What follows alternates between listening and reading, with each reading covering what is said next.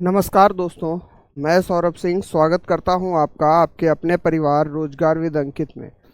साथियों, आरआरबी और एएलपी 2024 की भर्ती के लिए आपकी केमिस्ट्री क्लास का समय हो चुका है और आप हमारे साथ जुड़ चुके हैं केमिस्ट्री की atomic structure and chemical bonding की क्लास में, यानी कि जिसको परमाणु संरचना एवं रासायनिक बंध कहते हैं। सभी को राम राम, नमस्कार, जय हिंद, गुड मॉर्निंग। ठीक है मेरे भाई, किसी को कोई समस्या यहाँ तक नहीं होनी चाहिए। देखो मेरे दोस्त, कनेक्ट हो जाइए, कॉपी पेन लेके बैठिए। आज की जो क्लास होगी इसमें हम शुरुआत करेंगे एटॉमिक स्ट्रक्चर और केमिकल बॉन्डिंग पढ़ेंगे, यानी कि परमाणु संरचना एवं रासायनिक बंध के बारे में पढ़ेंगे। और आज की क्लास बहुत आसान क्लास है, बस शर्त यह है कि ध्यान से सुनते जाना। जय श्री राम भैया, प्रताप जी। ठीक है मेरे भाई। और किसी का यदि कोई भी प्रश्न होता है, कोई भी डाउट होता है, तो आप ग्रुप में मैसेज कर दीजिए या व्यक्तिगत तौर पे मैसेज कर दीजिए। आपके मैसेजों का रिप्लाई आपको जरूर से जरूर मिलता है, ये बात आप भी जानते हो। ठीक है मेरे भाई, और थोड़ा सा पेशेंस रखिएगा क्योंकि कॉन्सेप्ट है, थोड़ा सा ध्यान से सुनिएगा। बस खाली आप सुन लेंगे, ठीक, ध्यान से सुनिएगा क्लास को। अगर आप ध्यान से सुनेंगे तो काफ़ी हद तक आप चीज़ें समझ पाएंगे। ठीक है भाई, टेलीग्राम पे जरूर मैसेज करिएगा अगर कोई डाउट आता है आपका। ठीक है मेरे भाई, और एक चीज़ जरूर समझ लो कि क्लास एंड होने के बाद जो मैं टेलीग्राम पे मैसेज डालता हूँ कि आपको क्लास कैसी लगी, इस बात से ये पता चलता है कि आप क्लास देख रहे हैं। तो आप वहाँ पे अपना रिएक्शन अवश्य दिया करो जैसी भी आपको क्लास लगी हो, क्योंकि इससे ये मालूम चलता है कि आप लगातार हमारे साथ जुड़े हुए हो, आप पढ़ रहे हो एटलीस्ट, है ना। तो इससे बहुत हेल्प हमें भी मिलती है और आपको भी भविष्य में मिलेगी, क्योंकि आप लगातार यदि पढ़ रहे होंगे तो आपका सिलेबस आसानी से कंप्लीट होगा। ठीक है मेरे भाई, किसी को कोई दिक्कत? अच्छा, एक चीज़ ये है कि कुछ बच्चे कह रहे थे कि सर अंग्रेजी में भी बताया करो। तो मेरे भाई एक चीज़ समझ लो, अंग्रेजी और हिंदी दोनों भाषाओं में मैं आपको समझाता हूँ। जिस भाषा में आप सहज हो आप उस भाषा में लिख लो। ठीक है, कोई दिक्कत नहीं है।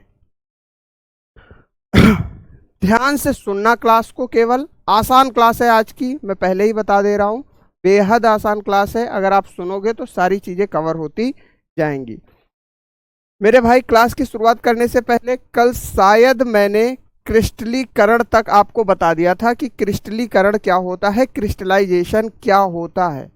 आप जरा एक बार कमेंट करके बता दीजिए कि कल आपने क्लास को कहाँ पर छोड़ा था, एंड किया था, फिर उसके आगे हम शुरू करते हैं। ठीक है मेरे भाई,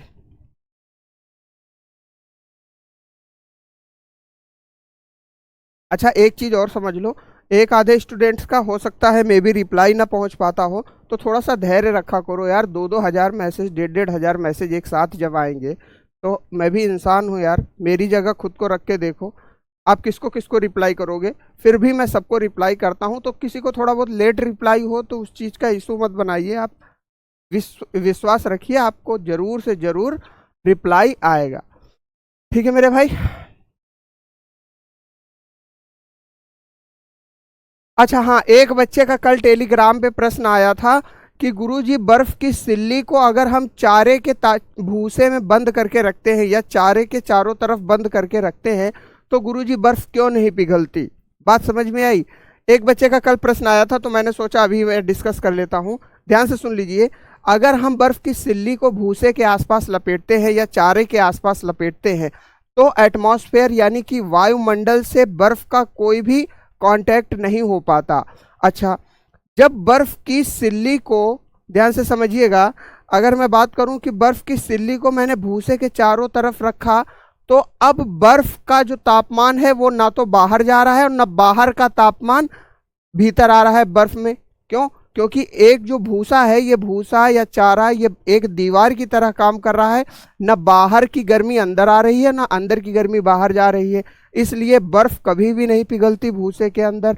अगर आप खुला छोड़ दोगे बर्फ को तो बाहर की जो गर्मी है, ऊष्मा है, वो बर्फ को पिघलाने लगेगी और बर्फ के अंतर आणविक बल को कमजोर कर देगी। इसलिए बर्फ बाहर पिघलना शुरू हो जाती है, जबकि भूसे में या चारे में नहीं पिघलेगी। ठीक है मेरे भाई, धन्यवाद। डिस्टिलेशन कंप्लीट हो गया था। डिस्टिलेशन कंप्लीट हो गया तो बिल्कुल आज हम नया टॉपिक शुरू करेंगे, atomic structure and chemical bonding. यहाँ पर हम सारी चीज़ें पढ़ेंगे, परमाणु के बारे में, अणु के बारे में, बंध के बारे में, रासायनिक बंध के बारे में, सारी चीज़ें यहाँ पर पढ़ेंगे। ठीक है मेरे भाई, चलिए। क्लास की शुरुआत करने से पहले एक बात मैं फिर से बता देना चाहता हूँ कि 12 मिलियन संपूर्ण होने की खुशी में RWA की पूरी टीम राजस्थान आ रही है, जयपुर आपके शहर, मन्नत मैरिज गार्डन में रिद्धि सिद्धि सर्किल के पास। तो आप सभी लोग 7 अप्रैल को 11 बजे जरूर से जरूर वहाँ पहुँचें। मुलाकात होगी आप सभी से, है ना, मिलने का मज़ा आएगा। आप सभी भी रहेंगे तो बातचीत करने का, फेस टू फेस बात करने का एक अलग ही अंदाज रहेगा। धन्यवाद। चलिए हम अपनी क्लास को शुरू करते हैं। आज हमारा टॉपिक है atomic structure and chemical bonding, यानी कि परमाणु संरचना एवं रासायनिक बंध। ठीक है भैया, क्या है परमाणु संरचना, परमाणु संरचना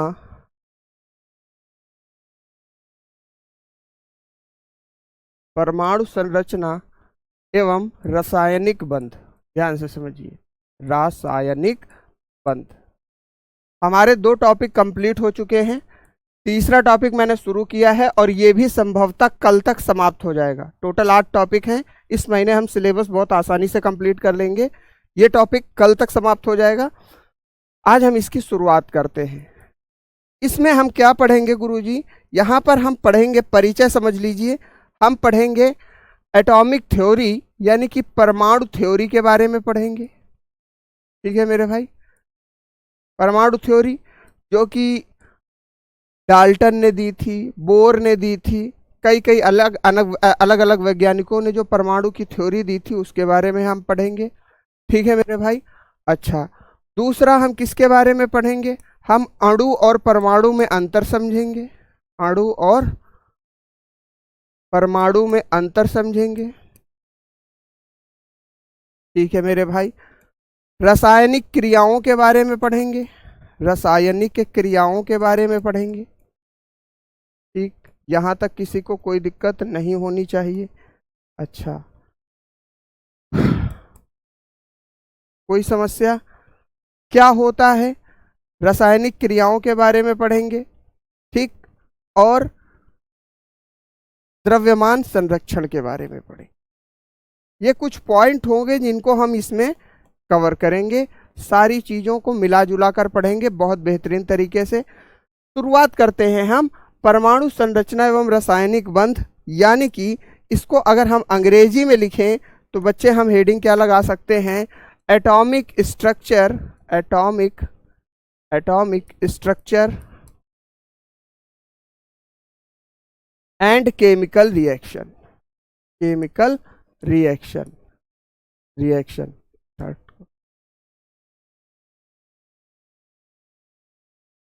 चलिए,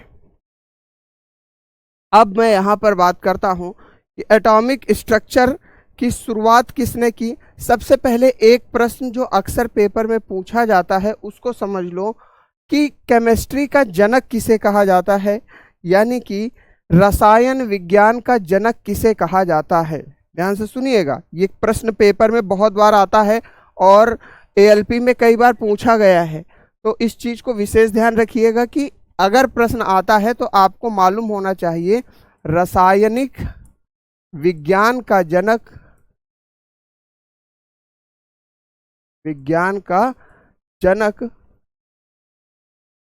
लेवोजियर को कहा जाता है। लेवोजियर एक वैज्ञानिक थे। क्या थे भैया? लेवोजियर। ठीक है ना भाई, एक वैज्ञानिक थे, उनको कहा जाता है, वैज्ञानिक को कहा जाता है। याद रखना इस बात को। ठीक, कोई समस्या नहीं होनी चाहिए यहाँ तक आप लोगों को। अगर इंग्लिश में बात करें तो father of chemistry is known as Lavoisier is known as father of chemistry. ठीक है भैया, Lavoisier is known as father of chemistry. गुरुजी आपने ये बात अभी क्यों बताई? ये बात तो आपको सबसे पहले वाली दिन की क्लास में बता देनी चाहिए थी। नहीं मेरे भाई, ये बात यहाँ पर बताने का एक मुख्य कारण है क्योंकि इन्हीं ने परमाणु संरचना के कॉन्सेप्ट को बताया था। यहाँ तक क्लियर हो गया भैया? किसी को कोई समस्या, कोई दिक्कत नहीं होनी चाहिए। ठीक, चलिए, लिख लिया होगा आपने। ठीक, अब लेवोजियर और प्राउस्ट ये दो वैज्ञानिक थे जिन्होंने परमाणुओं के द्रव्यमान के लिए दो नियम दिए। ध्यान से सुनिए, इनके दो नियम क्या थे? पहला नियम था law of conservation of mass. ध्यान से सुनिएगा, law of conservation of mass, पहला नियम। इसमें इन्होंने क्या कहा? द्रव्यमान का संरक्षण नियम इसे कहा। कठिन कुछ भी नहीं है, ध्यान से सुनते जाओगे तो सब कुछ आसान है, माइंड में बैठता जाएगा। हाँ भैया, नया चैप्टर है।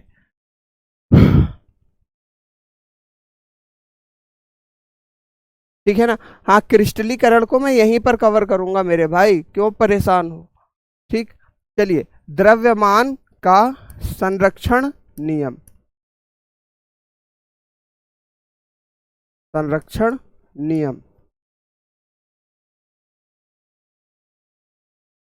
देखो, अगर हम द्रव्यमान का संरक्षण नियम के बारे में बात करें तो द्रव्यमान का संरक्षण नियम क्या कहता है कि द्रव्यमान को ना तो बनाया जा सकता है ना तो मिटाया जा सकता है।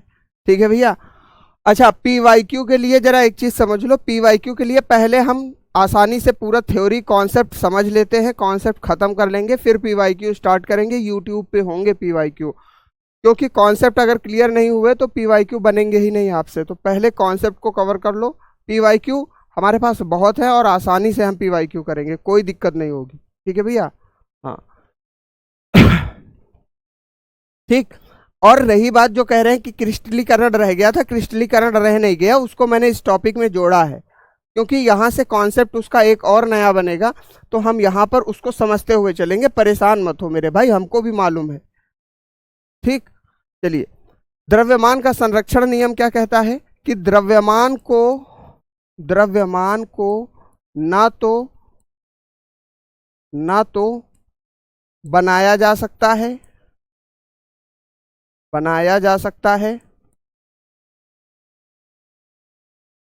और ना ही मिटाया जा सकता है, ध्यान से सुनिएगा, द्रव्यमान को ना तो बनाया जा सकता है और ना ही मिटाया जा सकता है। यानी कि अगर हम अंग्रेजी वाले बच्चों के लिए लिखें तो मास can neither be created nor be destroyed. Mass can neither be created nor be destroyed, ठीक है भैया? सुनो, इसका मतलब क्या हुआ?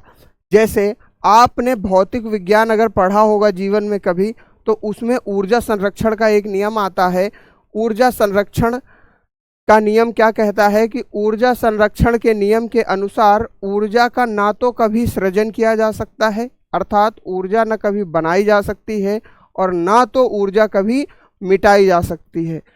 ठीक उसी प्रकार अगर हम द्रव्यमान के संरक्षण के नियम के बारे में बात करते हैं, और ये नियम किसके द्वारा दिया गया था? लेवोजियर के द्वारा दिया गया था। इस चीज को याद रखिएगा, लेवोजियर के द्वारा दिया गया था। किसके द्वारा? लेवोजियर के द्वारा दिया गया था। क्या था ये नियम? कि द्रव्यमान को कभी भी ना बनाया जा सकता है और ना तो मिटाया जा सकता है। ठीक है मेरे भाई? द्रव्यमान को ना कभी बनाया जा सकता है और ना तो मिटाया जा सकता है। ये द्रव्यमान के संरक्षण का नियम होता है। ठीक है मेरे भाई, कोई समस्या वाली बात नहीं है। ठीक, अच्छा, और एक समझिए, इसके बाद आता है लॉ ऑफ कांस्टेंट प्रोपोर्शन। दूसरा दूसरा नियम जो दिया इन्होंने, law of constant proportion, constant proportion, यानी कि इसको मैं अगले पेज पे लिखता हूं, लॉ ऑफ कांस्टेंट प्रोपोर्शन को law of constant proportion Hindi और अंग्रेजी दोनों भाषाओं में है, तो आतंक मत काटो फर्जी की हिंदी में पढ़ाओ या अंग्रेजी में पढ़ाओ। ठीक है मेरे भाई, इस चीज को जरूर समझ लो। इसको हिंदी में कहते हैं स्थिर अनुपात का नियम, स्थिर अनुपात का नियम, स्थिर अनुपात का नियम। ध्यान से सुनो क्या होता है।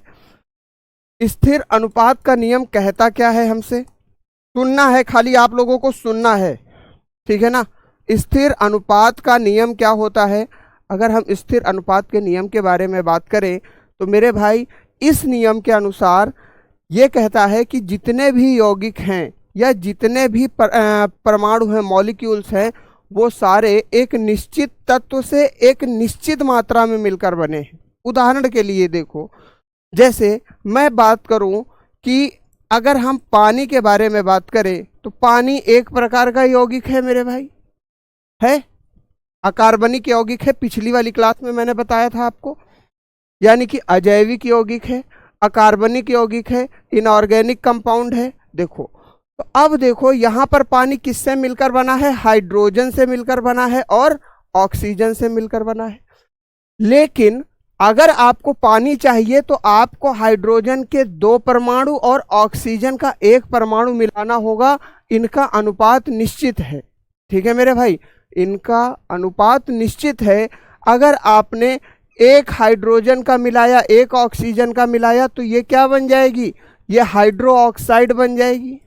ये क्या बन जाएगी? हाइड्रो ऑक्साइड बन जाएगी।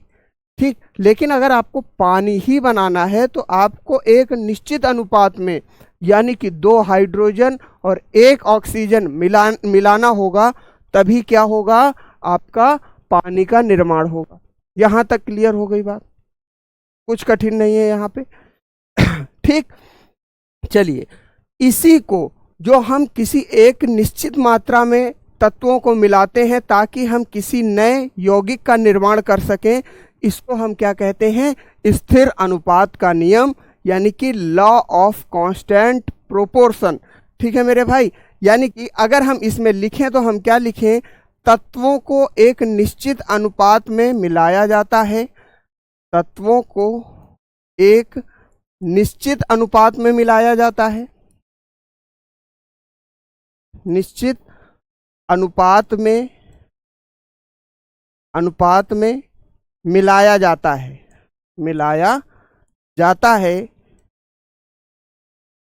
ठीक है मेरे भाई, तत्वों को एक निश्चित अनुपात में मिलाया जाता है जिससे नए यौगिक का निर्माण हो, जिससे एक निश्चित यौगिक का निर्माण हो या नए यौगिक का निर्माण हो। ठीक है भैया, नए यौगिक, बंद मत करो यार, नए यौगिक का निर्माण हो।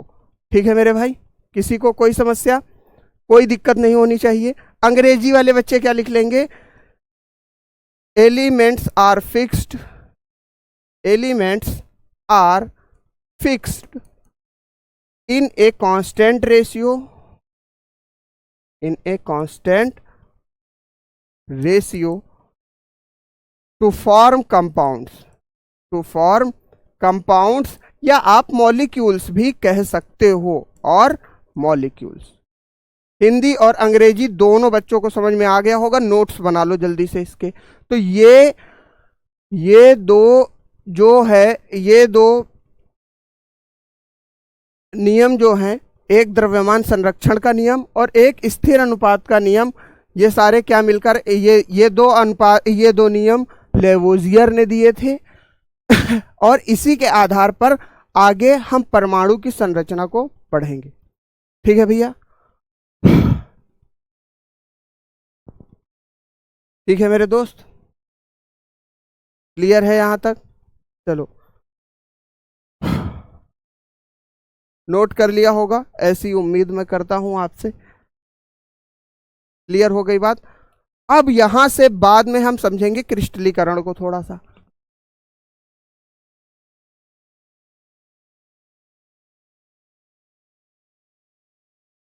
क्लियर हो गया भाई। चलो अब थोड़ा सा ध्यान दो क्रिस्टलीकरण के ऊपर, यानी कि क्रिस्टलाइजेशन के ऊपर। ठीक है भाई, ध्यान से सुनो। क्या होता है क्रिस्टलीकरण? क्रिस्टलाइजेशन इसको कहा जाता है अंग्रेजी में, और हिंदी में क्या कहते हैं? हिंदी में कहते हैं क्रिस्टलीकरण। ध्यान से सुन लो भैया, हिंदी में कहते हैं क्रिस्टलीकरण। क्रिस्टलीकरण, ठीक है, बेहतरीन। जरा समझो कि अब हमारे पास कोई एक विलयन है, कोई एक द्रव है, ठीक है मेरे भाई। ठीक है, हाँ यहां पे सुनो भाई, ये जो लेवोजियर और प्रॉस्ट, एक वैज्ञानिक प्रॉस्ट भी थे इनके साथ, दो लोगों ने मिलकर ये संरचनाएं दी थी, ये दो नियम दिए थे। लेवोजियर और प्रॉस्ट दोनों दोनों लोगों ने मिलकर ये संरचनाएं, ये नियम दिए थे। और एक चीज यहां समझ लो, यहाँ पे मैं आपको स्थिर अनुपात का जो नियम बता रहा था, मैंने आपको एक उदाहरण दिया है कि पानी अगर आप बनाना चाहते हो तो एक निश्चित अनुपात में, यानी कि 2:1 के अनुपात में आपको मिलाना होगा हाइड्रोजन और ऑक्सीजन को, तभी पानी मिलेगा, बनेगा। आप हाइड्रोजन और ऑक्सीजन को अगर एक एक मॉलिक्यूल मिलाओगे तो नहीं बन पाएगा, इनके बीच में बॉन्डिंग नहीं होगी। दूसरा, ठीक इसी प्रकार H2O2 मिलाओगे तो भी पानी नहीं बनेगा। अगर आपको वाटर बनाना है तो एक निश्चित अनुपात में आपको यहाँ पर हाइड्रोजन और ऑक्सीजन मिलाने होंगे, जिनका अनुपात 2:1 होगा। ठीक है भैया, क्लियर हो गई बात। क्रिस्टलाइजेशन यानी कि क्रिस्टलीकरण किसे कहा जाता है? किसी भी विलयन से, किसी भी विलयन यानी कि सॉल्यूशन, विलयन अर्थात सॉल्यूशन से कणों को अलग करना, कणों को अलग करना। कणों को अंग्रेजी में क्या कहते हैं? क्रिस्टल्स कहते हैं। क्रिस्टल्स को अलग करना, अलग करना क्या कहलाएगा? क्रिस्टलाइजेशन कहलाएगा, क्रिस्टलाइजेशन कहलाएगा। ठीक, और हिंदी में इसे क्या कहते हैं? क्रिस्टलीकरण कहते हैं, क्रिस्टलीकरण कहते हैं। ठीक, कोई दिक्कत? अंग्रेजी वाले बच्चे क्या लिखेंगे? अंग्रेजी वाले बच्चे क्या लिखेंगे? अंग्रेजी वाले बच्चे कहेंगे कि, ध्यान से सुनिएगा, separating crystals, separating crystals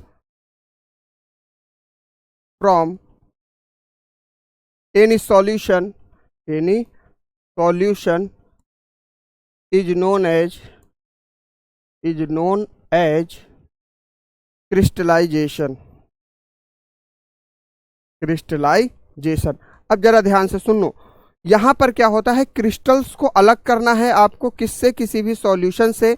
example के लिए हम क्या लिख सकते हैं? एग्जाम्पल के लिए हम सीधा सीधा लेते हैं purification of salt, purification of salt यानी कि नमक का शुद्धिकरण। अगर हम बात करें तो नमक का जो शुद्धिकरण होगा, यानी कि नमक के कणों से गंदगी को हटाना, किसके तहत किया जाएगा? ये क्रिस्टलीकरण के द्वारा ये संभव होगा भाई।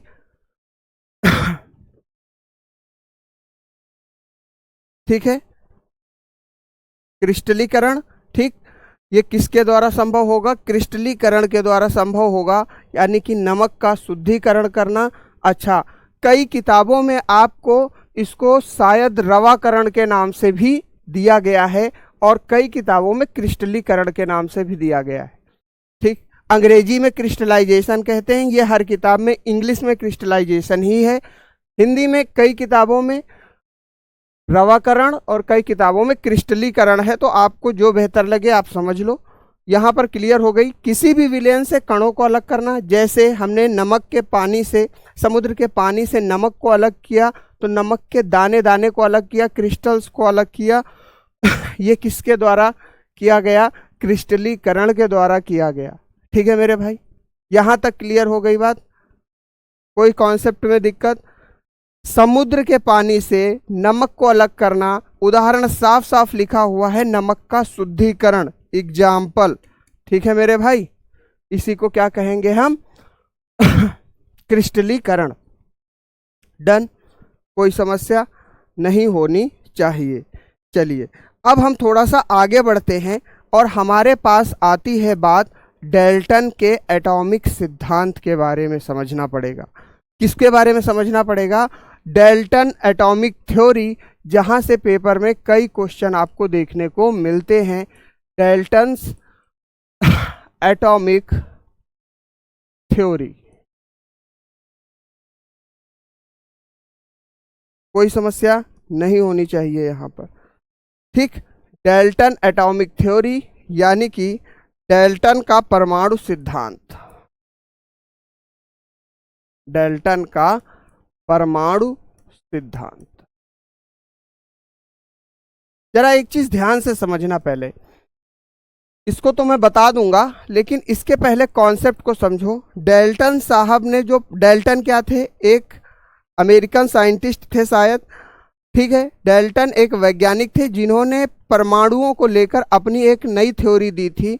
वो थ्योरी हालांकि आगे आने वाले समय में पूरी तरीके से फेल मार गई। क्यों? क्योंकि उनकी थ्योरी में बहुत सारे ऐसे एलिमेंट्स थे, बहुत सारी ऐसी बातें थी जो कि किसी भी परमाणु की परिभाषा को परिभाषित नहीं करती थी। तो पहले एक बात हमें समझनी होगी कि डाल्टन ने क्या थ्योरी दी थी, एटॉमिक थ्योरी। ठीक है मेरे भाई, डाल्टन ने कहा कि सभी पदार्थ परमाणुओं से मिलकर बने हैं। सभी पदार्थ परमाणुओं से मिलकर बने हैं। परमाणुओं से मिलकर बने हैं। ठीक है मेरे भाई, परमाणुओं से मिलकर बने हैं। ठीक, तथा परमाणु, ध्यान से सुनना क्या कहा, तथा परमाणु पदार्थ की सबसे छोटी इकाई है। ये कहा उन्होंने, पदार्थ की सबसे छोटी इकाई है, सबसे छोटी एवं मुक्त इकाई है। ध्यान से सुनना, कहना क्या चाहते हैं ये? मुक्त इकाई है। देखो भैया, इन्होंने कहा कि सभी पदार्थ जो हैं किससे मिलकर बने हैं? परमाणुओं से, यानी कि एटम्स से मिलकर बने हैं। ठीक है भैया, सभी पदार्थ एटम्स से मिलकर बने हैं, और एटम जो है यानी कि परमाणु जो है वो किसी भी मैटर की या किसी भी पदार्थ की सबसे छोटी और मुक्त इकाई है। ये कहा किसने? डाल्टन ने कहा। ठीक, अब जरा यहां पे समझो, अंग्रेजी वाले बच्चे लिख लेंगे कि matter is made up of atom, matter is made up of atom, made up of atom, and atom is the basic and free unit।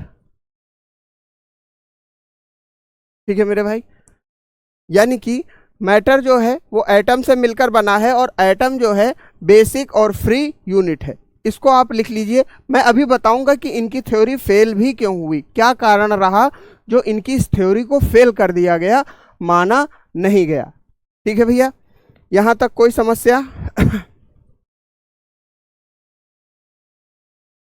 ठीक, क्लियर हो गई बात? ये लिख लिया आपने। दूसरा इन्होंने क्या कहा, देखो इसमें समझने वाली बात ही क्या है यार, आप कह रहे हो नहीं समझ में आया। डाल्टन साहब ने बस यही कहा कि सभी पदार्थ परमाणुओं से मिलकर बने हैं और परमाणु जो है किसी भी पदार्थ की सबसे छोटी इकाई है। ये थ्योरी उन्होंने दी। बात समझ में आ गई? अब इसमें क्या नहीं समझ में आ रहा, ध्यान से समझो।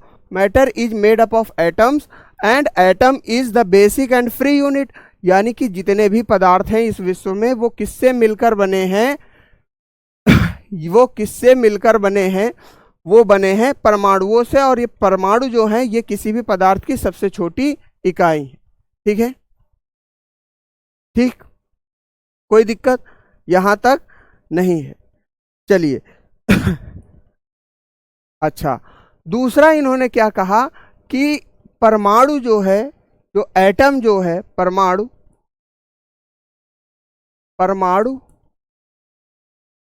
सबसे छोटी इकाई है, सबसे सूक्ष्म इकाई है, सबसे सूक्ष्म होते हैं और सबसे सूक्ष्म होते हैं और ये किसी भी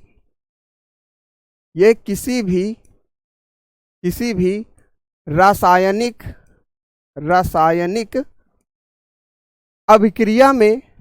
अभिक्रिया में सम्मिलित नहीं होते। ये भी कहा किसने? डाल्टन ने। अभिक्रिया में सम्मिलित नहीं होते। ठीक है भैया सम्मिलित नहीं होते। ठीक, कोई दिक्कत नहीं होनी चाहिए। इन्होंने दूसरा जो कॉन्सेप्ट दिया, इन्होंने क्या कहा कि atoms are the minute particles, अंग्रेजी वाले बच्चे लिख लेंगे, atoms are the minute particles and they do not take place in chemical reactions. ये डाल्टन साहब ने कहा कि यानी कि परमाणु जो है वो सबसे छोटी इकाई है, सूक्ष्म इकाई तो है, लेकिन ये इतने सूक्ष्म है कि ये किसी भी रासायनिक अभिक्रिया में भाग नहीं लेते। ठीक है मेरे भाई, ये किसी भी रासायनिक अभिक्रिया में भाग नहीं लेते, ये डाल्टन ने कहा था, इसीलिए इनकी थ्योरी गलत हो गई आखिरी में। ठीक है मेरे भाई, कोई समस्या? देखो, ये परिभाषा पूछी जाएगी कि नहीं पूछी जाएगी, इस परिभाषा से क्वेश्चन तो बनेंगे आपके सामने। ठीक है दोस्त, अब जरा यहां पे समझो, ये क्लियर हो गई बात? यहां तक उम्मीद करता हूं कॉन्सेप्ट आपको समझ में आ गया होगा। ठीक, अच्छा, अब क्या कहता है कि इन्होंने कहा कि भिन्न भिन्न परमाणुओं के रासायनिक एवं गुणधर्म अलग अलग होते हैं। ठीक है, ये बात काफी हद तक मानी भी गई आगे वैज्ञानिकों के द्वारा, लेकिन इनकी थ्योरी को पूरी तरीके से नकार दिया गया। ध्यान से सुनिएगा, रासायनिक और गुणधर्म अलग अलग होते हैं, ये डाल्टन साहब ने बताया, अलग होते हैं। ठीक, कोई समस्या? यानी कि डिफरेंट एटम्स हैज डिफरेंट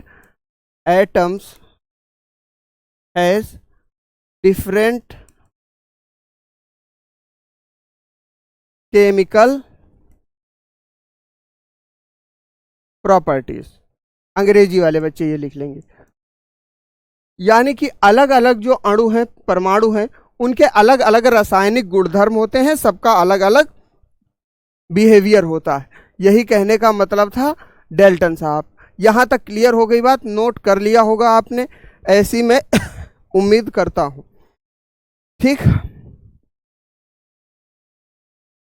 ठीक, यहां तक क्लियर हो गई बात। अच्छा, अगर हम बात करें तो परमाणु की संरचना में अपने भारत का भी योगदान रहा। हमारे पुराने जो ऋषि महर्षि थे, उनमें से एक महर्षि थे कणद, एक थे महर्षि कणाद। ठीक है, अगर भारत के किसी वैज्ञानिक या आप भारत से संबंधित परमाणुओं की खोज किसने की थी, किसने भारत के परमाणुओं के बारे में बताया था, तो वो कौन थे? महर्षि कणाद, जिन्होंने पहले एटम के बारे में यानी कि परमाणु के बारे में पता लगाया था या जानकारी पाई थी। ये बहुत पुरानी बात है, बहुत पुरानी, पता नहीं कौन से युग की बात है। ठीक है मेरे भाई, अगर भारत से संबंधित प्रश्न आए तो, लेकिन ये प्रश्न आता नहीं है महर्षि कणाद वाला, आपको जानकारी होनी चाहिए। ठीक, चलिए यहां पे समझ लेते हैं। तो ये भाग इन्होंने दिए कि ये सारी चीजें होती हैं। अगर हम बात करें तो डाल्टन एटॉमिक थ्योरी में सबसे पहली चीज इन्होंने क्या बताई कि सभी पदार्थ परमाणुओं से मिलकर बने हैं तथा परमाणु सबसे छोटी एवं मुक्त इकाई है, यानी कि जो जितने भी मैटर हैं वो एटम से मिलकर बने हैं और एटम बहुत छोटी और फ्री इकाई है, यूनिट है किसी भी मैटर की। पहली थ्योरी इन्होंने ये दी। दूसरी इन्होंने क्या दी कि परमाणु सबसे सूक्ष्म होते हैं और किसी भी रासायनिक अभिक्रिया में सम्मिलित नहीं होते, किसी भी रासायनिक अभिक्रिया में सम्मिलित नहीं होते। ये इनकी दूसरी थ्योरी रही। तीसरी बात इन्होंने कहा कि different atoms has different chemical properties, यानी कि भिन्न भिन्न परमाणुओं के अलग अलग रासायनिक गुणधर्म होते हैं। ठीक है, यहां समझ में आया? कोई दिक्कत? अब जरा सुनो इनकी थ्योरी फेल होने का मुख्य कारण क्या रहा। इनकी थ्योरी फेल होने का मुख्य कारण क्या था? देखो, अगर हम बात करें तो किसी भी परमाणु में उसके उप परमाणु भी होते हैं, जबकि उप परमाणु सबसे छोटी इकाई मानी जाती है। ठीक है मेरे भाई, यानी कि अगर हम एटम के बारे में बात करें तो एटम तो परमाणु हो गया, ठीक है, कोई समस्या नहीं। इससे छोटी इकाई जो होती है वो होती है सब एटम। क्या होता है? सब एटम, जिसको उप परमाणु भी कहा जाता है, उप परमाणु भी कहा जाता है। ध्यान से सुनना, इसको क्या कहा जाता है? उप परमाणु कहा जाता है। उप परमाणु का मतलब क्या हो गया कि ये परमाणु से भी छोटी इकाई है, जबकि डाल्टन ने क्या कहा था अपनी थ्योरी में कि परमाणु ही सबसे छोटी इकाई है, उससे छोटा कुछ भी संभव नहीं है। ठीक है मेरे भाई, कि डाल्टन ने कहा था कि परमाणु सबसे छोटी इकाई है, उससे छोटी कोई इकाई नहीं, लेकिन वास्तविकता में जब आगे खोज की गई तो ये पता चला कि परमाणु से भी छोटी इकाई, परमाणु से भी छोटी इकाई क्या है? वो क्या है? उप परमाणु है। ठीक, अच्छा, उप परमाणु के ऊपर आवेश भी होते हैं। ठीक है मेरे भाई, उप परमाणु के ऊपर क्या होते हैं? आवेश होते हैं। अगर हम यहां पर देखें तो उप परमाणु के ऊपर आवेश या तो धनात्मक होते हैं, जिनको पॉजिटिव चार्ज कहते हैं, या तो ऋणात्मक होते हैं, यानी कि या तो ये धनात्मक होंगे या ऋणात्मक होंगे। ठीक, कोई समस्या? उप परमाणुओं को आयंस भी कहीं कहीं कहा जाता है। आयंस के दो प्रकार हो जाते हैं हमारे पास, पॉजिटिव और निगेटिव। ठीक है मेरे दोस्त, यहां तक समझ में आई? कोई दिक्कत? पॉजिटिव और निगेटिव आयंस हो गए परमाणु, उप परमाणु के दो भाग हो गए। अच्छा, अब यहां पे थोड़ा सा ध्यान से समझना कि पॉजिटिव आयंस को तो हमने प्रोटॉन कह दिया, ठीक, और निगेटिव आयन को हमने क्या कह दिया? इलेक्ट्रॉन कह दिया। इनके बारे में मैं आगे विस्तार से पूरी तरीके से चर्चा करूंगा, परेशान मत होना कल की क्लास में। इसको तो हमने प्रोटॉन कह दिया, इसको मैंने इलेक्ट्रॉन कर दिया।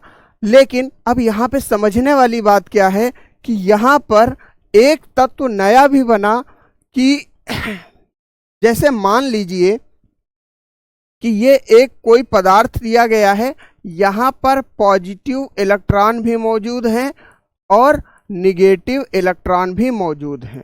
ठीक है भैया, अगर हम यहाँ पर देखें तो जितने पॉजिटिव इलेक्ट्रॉन हैं, जितने पॉजिटिव चार्ज हैं, जितने प्रोटॉन हैं, उतने ही इलेक्ट्रॉन हैं। ठीक है, तो यानी कि इस पदार्थ पर उपस्थित कुल आवेश क्या हुआ? इस पदार्थ पर कुल उपस्थित आवेश, कुल आवेश शून्य हो गया। कुल आवेश क्या हो गया भैया, शून्य हो गया।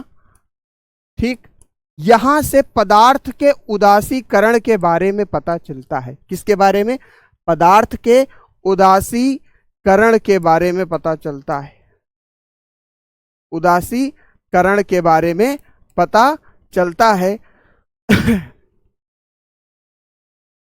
अच्छा गुरुजी, उदासीकरण क्या होता है, ध्यान से समझना, एक एक बात पता चलता है। अगर आपने क्लास सुनी होगी, सुन रहे होंगे तो बहुत आसान है, कोई बहुत टफ चीजें नहीं है ये। पदार्थ के उदासीकरण के बारे में पता चल रहा है। यहाँ पर जितने प्लस चार्ज हैं, जितने प्लस आवेश हैं, उतने ही माइनस आवेश हैं। अर्थात पदार्थ ये कैसा है, उदासीन पदार्थ है।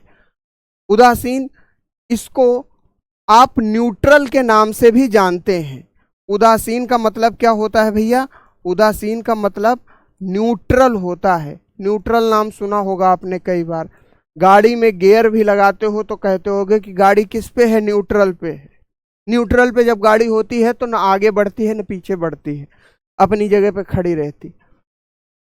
ठीक है मेरे भाई, यानी कि जब समान अवस्था में आवेश आ जाते हैं तो इसे क्या कहते हैं, पदार्थ का उदासीनकरण कहते हैं।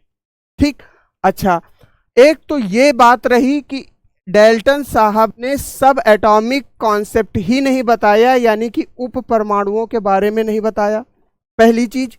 दूसरी चीज, डाल्टन साहब की थ्योरी में क्या कमी थी, डाल्टन साहब ने नाभिक के बारे में भी नहीं बताया। इसके लिए और इनकी थ्योरी फेल हुई। नाभिक के बारे में भी नहीं बताया, बारे में नहीं बताया। किसने, डाल्टन ने। ठीक, नाभिक अर्थात न्यूक्लियस,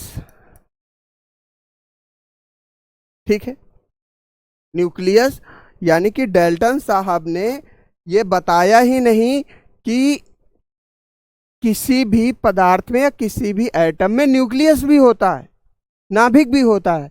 जबकि नाभिक का होना, तो अगर नाभिक नहीं होगा तो प्रोटॉन और न्यूट्रॉन कहाँ जाएंगे, इलेक्ट्रॉन तो चारों ओर चक्कर काट रहे हैं परमाणु के, लेकिन प्रोटॉन और न्यूट्रॉन कहाँ जाएंगे, इस बात को भी समझो आप।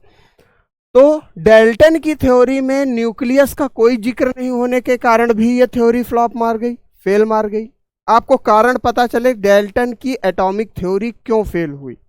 अभी तक आप ये मानते थे कि डाल्टन की एटॉमिक थ्योरी फेल हो गई, लेकिन क्यों फेल हुई, इसका मुख्य कारण क्या था, ये आपको मालूम नहीं था। ठीक है मेरे भाई, क्लियर हो गई बात।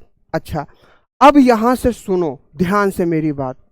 एक प्रश्न जो बार बार पूछा जाता है पेपर में, वो क्या है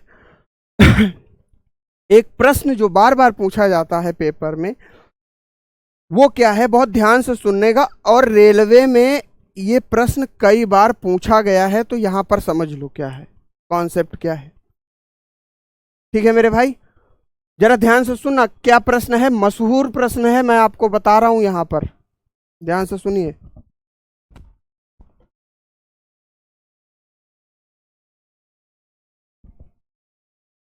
आवाज आ रही है,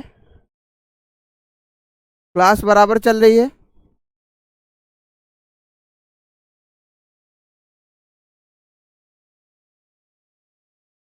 ठीक है, डन है, चलो।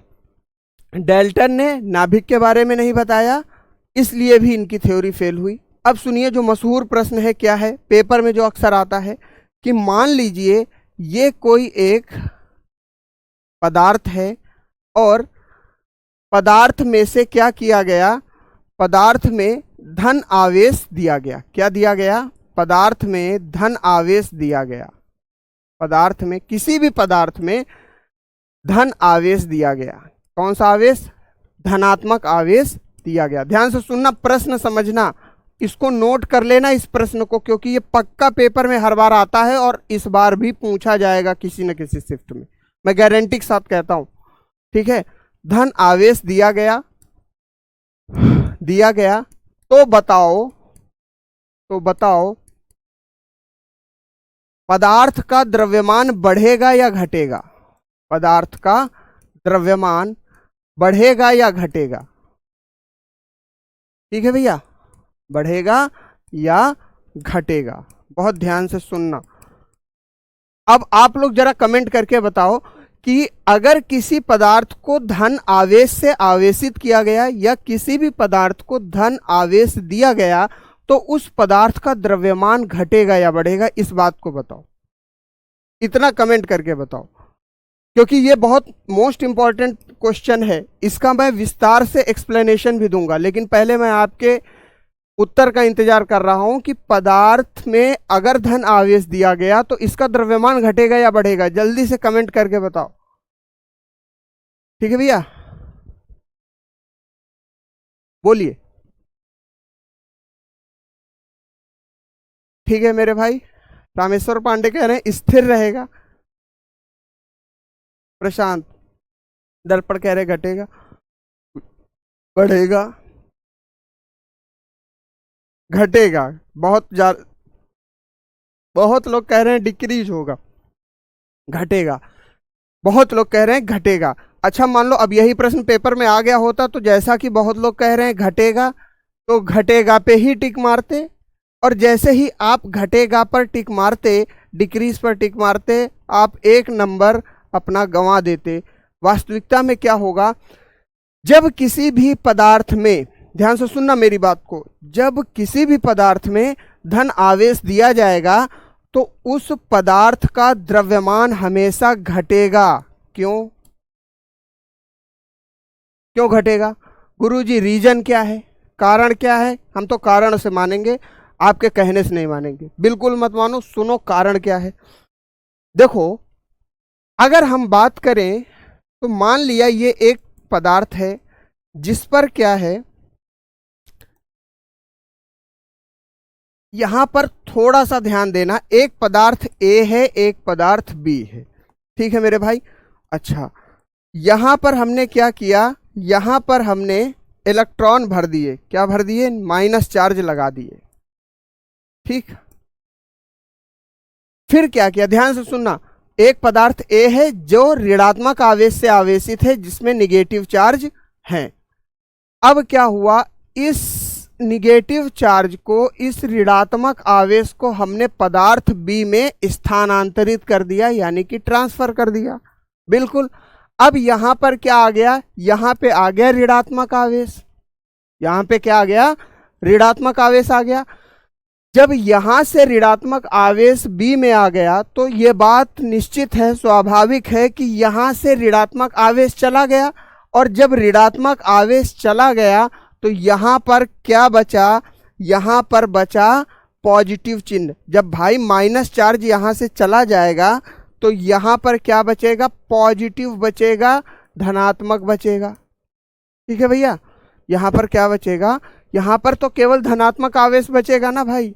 जब माइनस यहां से यहां चला गया, इलेक्ट्रॉन जो कि गति करते हैं, इलेक्ट्रॉन ही गति करते हैं और कोई आवेश गति नहीं करता। जब इलेक्ट्रॉन स्थानांतरित हो गया तो यहां पर कौन सा आवेश बचा? यहां पर केवल धनात्मक आवेश बचा। ठीक, तो अब इलेक्ट्रॉन जब यहां से यहां पर आए, बी पदार्थ पर आए, तो इलेक्ट्रॉन अपना द्रव्यमान भी तो लेकर आए होंगे। इलेक्ट्रॉन द्रव्यमान भी तो लेकर आए होंगे, ये बात सोचो भाई। मैं यहां पर खड़ा हूं, मेरा वजन 100 किलो है मान लिया, तो हम यहां से जब आगे बढ़ेंगे तो हम अपने वजन को भी तो लेकर आगे बढ़ेंगे, यानी कि वहां पे वजन घट गया होगा। ठीक उसी प्रकार जब इलेक्ट्रॉन यहां से यहां आएंगे तो इस पदार्थ में वजन घट गया होगा ना। क्यों? क्योंकि द्रव्यमान इलेक्ट्रॉन के साथ इधर शिफ्ट हो गया होगा। द्रव्यमान इलेक्ट्रॉन के साथ यहां शिफ्ट हो गया होगा। ठीक है मेरे भाई, कोई समस्या यहां तक? अच्छा, यहां तक मामला डन है। ठीक, अर्थात इस वाले ए वाले पदार्थ का द्रव्यमान क्या हो गया? घटेगा। ठीक है दोस्त, ए वाले द्रव्यमान का द्रव्यमान क्या हो गया? घटेगा। क्यों? यहां पर हमने क्या उत्पन्न किया? यहां पर उत्पन्न क्या हुआ? Positive charge. किसकी वजह से? जब इलेक्ट्रॉन गया, जब ऋणात्मक आवेश गया तब यहाँ पर पॉजिटिव चार्ज उत्पन्न हुआ, यानी कि धनात्मक आवेश उत्पन्न हुआ, और इलेक्ट्रॉन के जाते ही द्रव्यमान भी इसका घट गया। ठीक है मेरे भाई। कोई समस्या यहां तक नहीं होनी चाहिए। अब हम इसके आगे बात करेंगे, कल की क्लास में बात करेंगे अणु परमाणु इलेक्ट्रॉन और प्रोटॉन के बारे में। ठीक है, इसके बारे में हम बात करेंगे कल। आज हो गया है समय समाप्त। ठीक है मेरे दोस्त। अच्छा, एक लोगों ने अभी मैसेज किया था, मैंने ध्यान नहीं दिया। उन्होंने पूछा था, उनका प्रश्न भी निकल गया शायद। उनका प्रश्न ये था कि अगर गुरुजी किसी भी गर्म चाय को मोटे ग्लास में डालते हैं तो ग्लास जो है चिटक जाता है। प्रश्न अभी यहाँ पर आया था, किसी भी गर्म चाय को या गर्म तरल को, लिक्विड को हम मोटे ग्लास पर, मोटे कांच के ग्लास पे डालते हैं तो ग्लास जो होता है चिटक जाता है, कांच चिटक जाता है। जबकि अगर हम पतले कांच के ग्लास में डालते हैं तो कांच नहीं चिटकता। ऐसा क्यों? देखो, अगर हम बात करें, ध्यान से सुन लो, जिसका भी प्रश्न था अब तो निकल गया, इधर ध्यान से सुनिए। मान लीजिए ये एक मोटे कांच का ग्लास है। क्या है? मोटे कांच का ग्लास है, और इसमें हमने 200 डिग्री सेंटीग्रेड वाली चाय भर दी। कौन सी चाय भरी? जिसका तापमान 200 डिग्री सेंटीग्रेड है। अब कांच मोटा है, तो यानी कि इस कांच में जो परमाणु होंगे वो आपस में बहुत क्लोजली, बहुत नज़दीकी से बैठे होंगे, बहुत मजबूती के साथ फिक्स होंगे। यानी कि इस ग्लास का IMF क्या होगा? हाई होगा। यानी कि अंतर आणविक बल जो होगा वो काफ़ी अधिक होगा। ठीक, अब ये 200 डिग्री तापमान की ऊष्मा जब इसमें आएगी तो ये पार्टिकल क्या करेंगे? ये कण जो होंगे आपस में गति करना शुरू कर देंगे, और जब कण गति करना शुरू करेंगे तो ये एक दूसरे से दूर दूर भागेंगे, और दूर दूर भागने के कारण, कणों के दूर दूर भागने के कारण क्या होगा मामला? कणों के ऊष्मा के कारण दूर दूर भागने की वजह से, ऊष्मा के कारण दूर भागने की वजह से, दूर भागने की वजह से ग्लास का कांच चिटक जाएगा। ग्लास का कांच जो होगा चिटक जाएगा। ठीक है भैया, कोई दिक्कत नहीं है। अब जरा ध्यान से सुनो, जबकि अगर ये कांच पतला ग्लास होता तो अब ये एक ग्लास है जिसका कांच क्या है? पतला है, तो इसका IMF क्या होगा? अंतराण्विक बल क्या होगा? लो होगा। तो जब हम चाय इसमें भरेंगे तो जो चाय का टेम्परेचर है, जो चाय का तापमान है, वो इन अणुओं के बीच में, ऊष्मा इन अणुओं के बीच में फिक्स हो जाएगी, कोई समस्या नहीं आएगी। ठीक है मेरे भाई। तो इसलिए ये नहीं टूटेगा, क्योंकि इनमें ऑलरेडी इतना गैप होगा कि ये ऊष्मा को अपने बीच में एडजस्ट कर लेंगे या शिफ्ट कर लेंगे।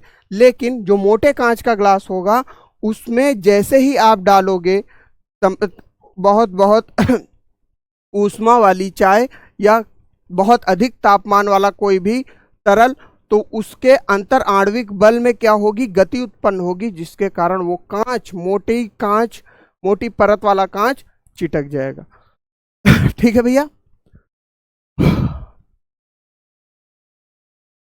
ठीक है दोस्त, यहां तक उम्मीद करता हूं सारे प्रश्न आपको मिल गए होंगे। ठीक है मेरे दोस्त, अगर आपको क्लास अच्छी लगी हो तो कमेंट करके ज़रूर बताइएगा, और मैं अभी टेलीग्राम पे मैसेज डालूंगा, तो इस बात को मेरे को ज़रूर सूचित कीजिएगा कि कितने लोग क्लास में प्रेजेंट थे। ठीक है भैया, है ना? आप उसमें अपना रिएक्शन जरूर दीजिएगा।